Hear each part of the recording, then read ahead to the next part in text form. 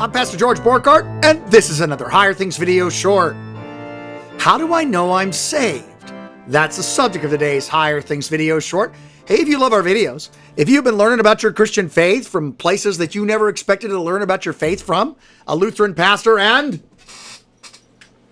the big dog, Thor, go ahead and like and subscribe today. You can also go to support.higherthings.org and give today. Your tax-deductible gift keeps Higher Things, an organization all about passing the faith to the next generation, keeps us going. Passing the faith. I'm just reaching through the screen and I'm handing you the faith. Run faster and farther than we did. Galatians 4, it's Bible Study Thursday, gives us an opportunity to look at the question about how do I know I'm saved? For 1 and following. Paul says, and I mean that the heir, as long as he's a child, is no different from a slave, though he is the owner of everything. But he is under guardians and managers, stewards, until the day set by his father. In the same way, we, when we were children, were enslaved to the elemental principles of this world. But when the fullness of time had come, God sent forth his Son, born of a woman, born under the law, to buy us back, to redeem us, to buy us back, to redeem us who were under the law, so that we might receive the adoptions as sons. So, how do I know I'm saved? I know I'm saved because Christ died for me. I know I'm saved because I've been adopted.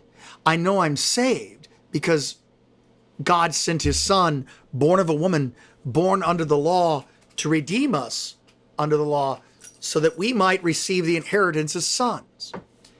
You see, whether you feel saved or not, whether you feel like your things are going well in your life, whether you feel like you've changed enough, whether you feel like you've made, you're making progress in your Christianity, whether you look inside yourself and try to determine whether or not you're in or out, and you see that you're out, no matter when all those situations occur, the certainty of your faith is not inside of you, it's outside of you. It's extra nos. It's first achieved by Jesus on the cross. With his holy life and his bitter sufferings and death, at just the right time, God sent his Son. And that his Son was born of the woman, born under the law, the same law that we're under, so that he might save us from the law, so that we might receive the inheritance as saints. We're saved because Christ died. We're saved because Christ rose. We're saved because Christ lives. We're saved because of Jesus.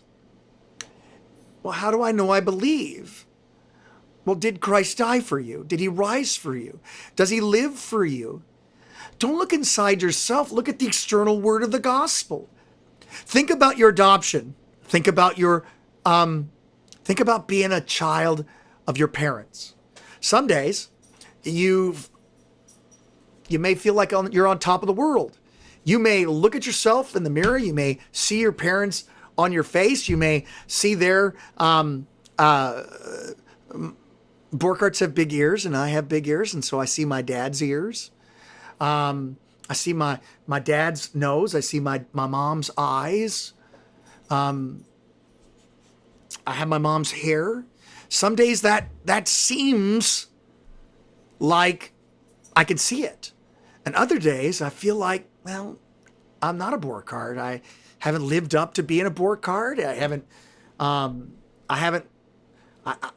My father was a better person than me. My brothers are better people than me. I just look at myself. I'm like, I'm a pretty failed Borghardt.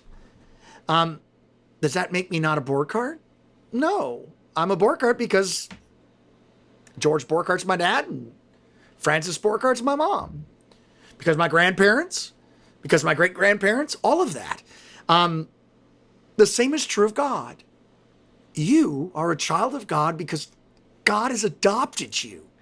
He has washed your sins away in the baptismal font. He has fed you his words. He has put into you his body and his blood. Those gifts are not dead gifts. They're alive-ing gifts which make you who you are. I'm not a Borghardt because I feel like a Borghardt. I'm a Borghardt because I am a Borghardt, because of my parents, because of my grandparents. You're a child of God because of Christ. All you need to do is look at the Word. Look at Jesus. Look at him on the cross for you. Lived your life, died your death, rose again.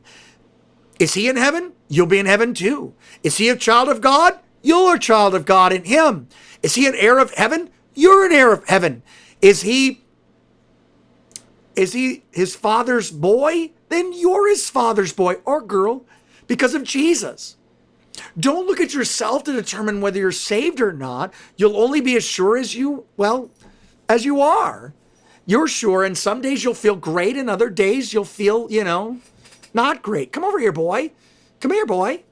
Come over here. Get in your bed. In your bed. What a good boy. He's in his bed. Look here. Look here. Wow. And think about Thor, too. Thor doesn't know he's my dog. He's my dog because I adopted him. He's in my family now. And despite being not that great of a dog all the time, he's still, there it is. You missed that, but he's on it.